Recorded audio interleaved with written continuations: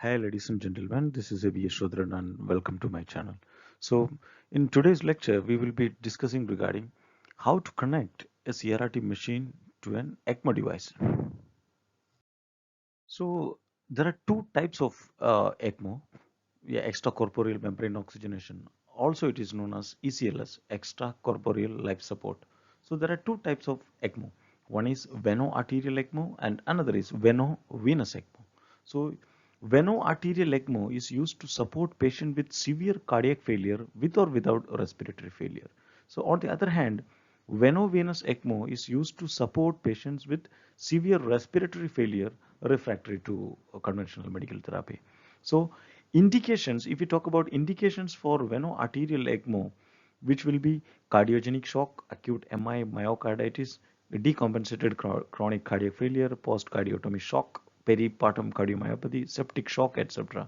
So, if you talk about veno-venous ECMO, the indications will be ARDS or acute respiratory distress syndrome, severe pneumonia, status asthmaticus, and chemical and inhalation hypersensitivity pneumonitis, near drowning, post-traumatic lung contusion, bronchiolitis obliterans, autoimmune lung disorders like vasculitis and Goodpasture syndrome, or flu like H1N1, and lung transplant.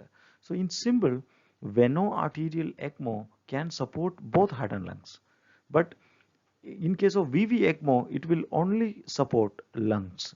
So blood in VA ECMO, yeah, veno-arterial ECMO, blood is drawn from a central vein, which will pass through ECMO circuit and then return back to the patient using a central artery.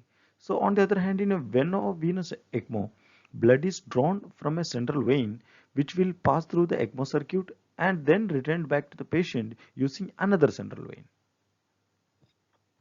So a typical ECMO device consists of, for example, Macquarie Rotaflow, a centrifugal blood pump with an RPM of 0 to 4000 and an oxygenator with integrated heat exchanger.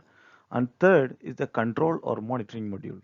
So blood flow rate during ECMO is usually from 60 to 150 ml per kg per minute or 6 to 8 liter per minute.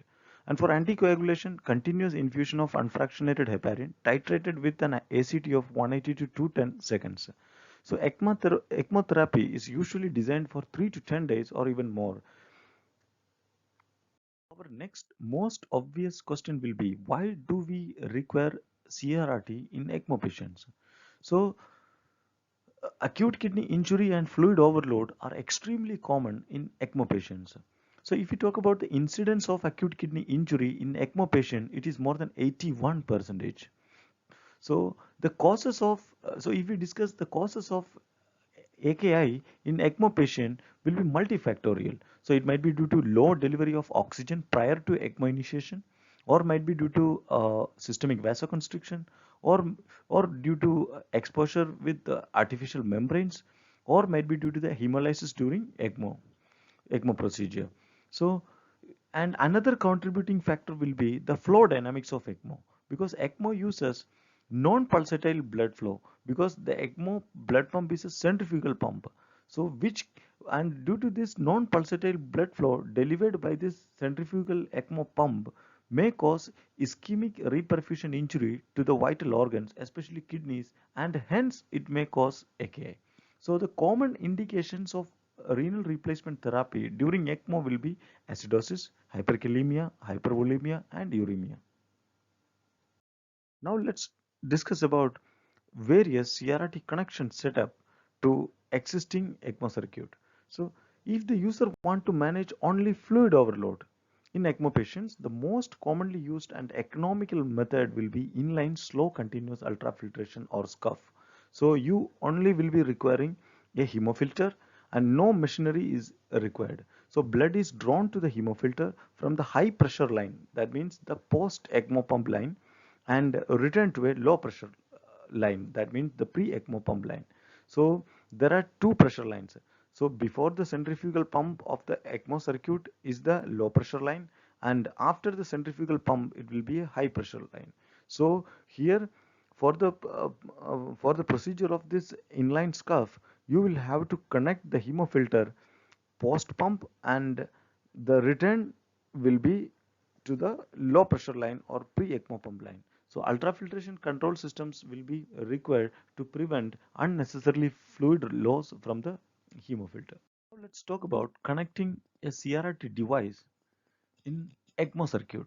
So we will be discussing about configuration number 1. So in configuration number 1, which is denoted as an option 2 in the diagram, which you can see that, and connect the CRRT inlet line to the post ECMO pump line. That means the high pressure line in between the ECMO centrifugal pump and oxygenator.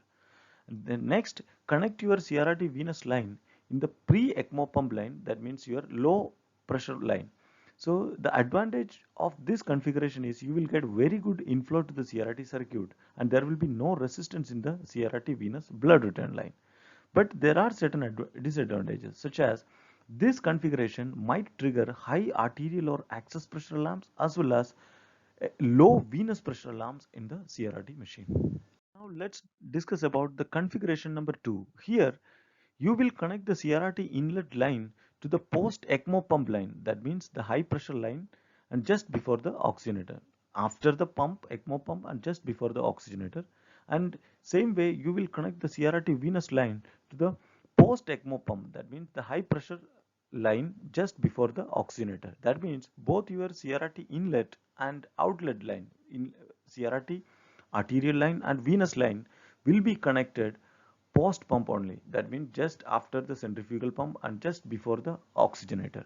So advantages of this configuration is there is no risk of air entering the ECMO pump because you are connecting the both the lines, arterial line and venous line post pump only, the high pressure area. So and here the oxygenator might work as an air bubble trap. So there are certain disadvantages as well. So by doing this configuration, this may trigger very high arterial or access pressure alarms and very high venous or return pressure alarms in the CRRT machine. So now let's discuss about configuration number 3, and which is the most practical method in my point of view.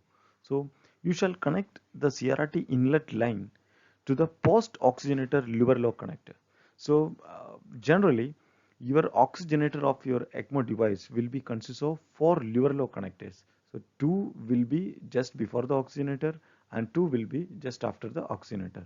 So you can connect the inlet of your CRRT machine in the post oxygenator liver lock connector, and just same way connect the CRRT return line to the pre-oxygenator liver lock connector.